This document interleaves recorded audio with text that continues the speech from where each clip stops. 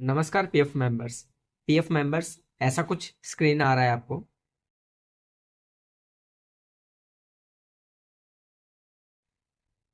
इसका मतलब ये होता है कि आपका जो पीएफ का पेंशन का क्लेम आपने इससे पहले अप्लाई किया था उसको सेटल्ड कर दिया गया है, मतलब उसका पैसा आपको दे दिया गया है कुल मिलाकर के।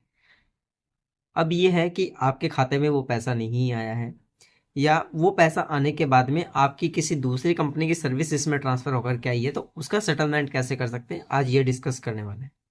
डायरेक्टली स्क्रीन पर ले चल रहा हूँ, ध्यान रखिएगा कोई भी इन्फॉर्मेशन मिस करोगे लॉसेज आपके होने वाले हैं। चलिए चलते हैं स्क्रीन पर। सो मेंबर्स, ये यूएन का इंटरफेस है जैसा आप सभी जानते ही हैं। डायरेक्टली मैं आपको दिखा दे रहा हूँ कि कहाँ पे ये आपको एरर देखने को मिलता है। दो जगह पे आता है। सो देखिए, एक तो ये यूएन का जब आप फॉर्म अप्लाई करते हो ना, यहाँ पे जैसे 10C पे आप सिलेक्ट करते हो तो यहाँ पे आपको एरर देखने को मिलता है ऑलरेडी सेटल्ड का। आपको दिखा दे रहा हूँ, ये देखिए, ये वाला। कौन से वाला? ये वाला। और एक क्या आता है आपका, जब आप फॉर्म सबमिट कर देते हो पीएफ ऑफिस में जाता है तो आपको एक रिजेक्शन का दिखाता है, उसमें भी यही बताता है ऑलरेडी सेटल्ड बोल के। ऐसे केसेस में क्या होता है, देखो यहाँ पे कहीं पर भी ऑनलाइन क्लेम फॉर्म का कोई ऑप्शन अवेलेबल नहीं है। जैसे यहाँ पे है वो, आप फॉर्म 19 का ऑनलाइन अभी फिर से अप्लाई कर सकते हो। ऐसा टेंशिप में ऐसा कुछ अवेलेबल नहीं है, ऑप्शन नहीं दिया गया है पेंशन के वाले में।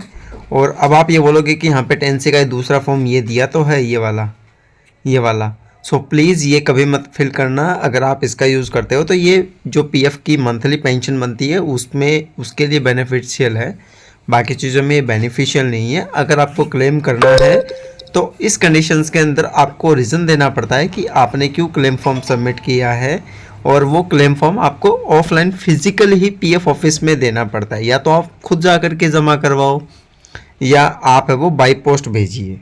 ठीक है, प्रॉपर रीज़न होना चाहिए किस रीज़न से है।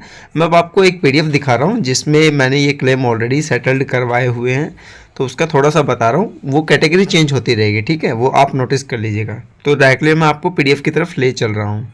सो देखिए, मैंने ये एक पीडीएफ आपको अभी दिखाया है, ठीक है, ये आप देख सकते हो, एप्लीकेशन फॉर 10C, ठीक है, दिखाई दे रहा है ना। ऑफलाइन फॉर्म सबमिट हुआ था, इसमें क्या है कि इन्होंने ऑनलाइन फॉर्म भरा था। मैं आपको दिखा दे रहा हूँ, वो भी देख लीजिए कहाँ पे है। ये देखिए, ये दिखाई दे रहा है आपको, ये वाला। इन्होंने ऑनलाइन अप्लाई किया था लेकिन इनका पैसा कमाया था ऑलरेडी सेटल, जो भी अभी मैंने आपको दिखाया हुआ रहा था।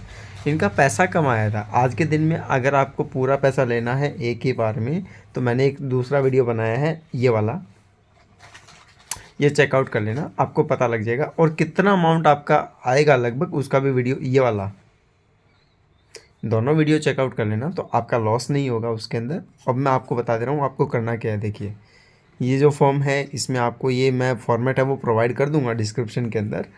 इसमें आपको लिखना है, यहाँ पे लिखना है कि सर मैं है वो ऑनलाइन अप्लाई नहीं कर पा रहा हूँ, मेरी इस कंपनी की सर्विस से इस कंपनी की सर्विस ट्रांसफ़र होकर के आई है। जैसे मान लो यहाँ पे तो इनका रॉन्ग कैलकुलेशन था, आपको लिखना है सर्विस ट्रांसफर्ड फ्रॉम, ट्रांसफर्ड, अगर transferred from, from another account, another account, ठीक है, अनोदर अकाउंट, ये आपको मेंशन करना है।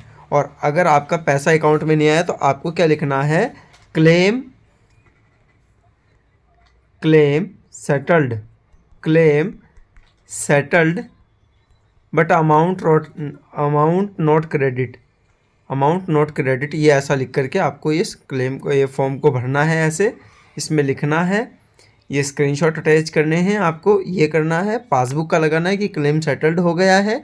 इसके साथ में आपको एक आपका जो बैंक पासबुक है ना, बैंक पासबुक, जो बैंक अकाउंट होता है, कौन से वाला, जो आपका, देखो मैं आपको दिखा देता हूँ, इसमें भी लगा होगा, ये देखो, ये बैंक पासबुक है ना, इसका स्टेटमेंट भी लगाना है। ये बैंक पासबुक तो लगाना ही है, इसका स्टेटमेंट भी लगाना है। जिस तारीख का आपका वो क्लेम सेटल्ड हुआ है ना, उस तारीख से आपको इसमें बैंक पासबुक का या कैंसिल चेक का देना है, आपका आधार कार्ड का कॉपी देना है, फिजिकल फॉर्म भरना है, ठीक है। फिजिकल फॉर्म में नाम वगैरह आ जाएगा, और यहाँ पे जो डिटेल्स आप भरते हो तो आपके पीएफ अकाउंट की डिटेल्स वगैरह आ जाती हैं, ठीक है।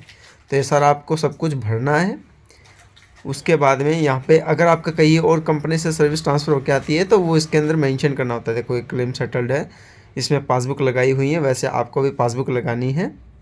और इसको है वो आपको बाई पोस्ट रजिस्टर्ड पोस्ट से भेजिए या कुरियर से भेजिए, कोई भी प्राइवेट कंपनी से भेजिए या फिर स्पीड पोस्ट से भेजिए। पीएफ ऑफिस में भेज दीजिए प्रॉपर रीज़न से। अगर उनको लगेगा कि सही है तो आपका क्लेम है वो सेटल कर दिया जाएगा। जिस दिन से पीएफ के सिस्टम में जाएगा आपको मैसेज रिसीव्ड होता है, ठीक है, उसके बाद में आप है वो उस क्लेम को 15 से 20 वर्किंग डे में आपके अकाउंट में सेटल कर दिया जाता है फिर से। तो आपका है वो ये क्लेम ऐसे पास होता है, ठीक है। सो मेंबर्स, अभी अभी आपने पूरा प्रोसेस नोटिस कर लिया है, ठीक है। उम्मीद रहेगी आपको ये इन्फॉर्मेशन काफ़ी हेल्पफुल लगी होगी। सपोर्टिव वीडियो के लिए हमसे जुड़े रहिएगा। मिलेंगे नेक्स्ट अपडेट में, तब तक के लिए जय हिंद, धन्यवाद।